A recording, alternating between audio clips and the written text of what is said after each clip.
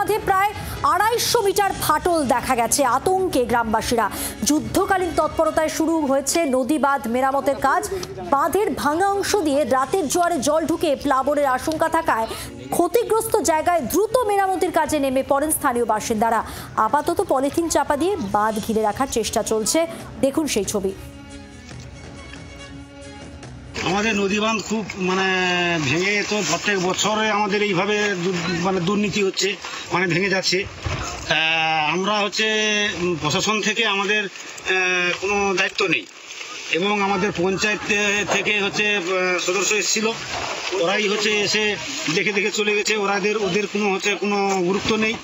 তা আমরা গ্রামবাসী থাকতে এসে মোটামুটি নদী বাঁধের কাজ করতেছি। তারপরে আমরা এই রাত্রে করে ছেলেপুলে নিয়ে আমরা খুব আশঙ্কার মাধ্যমে আছি যে কোনো মুহূর্তে আমাদের বাঁধ ভেঙে যেতে পারে। নদী বাঁধ সম্পর্কে বলতে গেলে ওখানে তো সবসময়ের জন্য একই রকম অবস্থা চলছে। আমি দীর্ঘকাল থেকে দেখে আসছি যে নদী বাঁধের ভাঙন সবসময় তো হতেই আছে। একজন মানুষের 2-3 বিঘা করে জায়গা, 4 বিঘা করে জায়গা নদীতেও চলে আছে।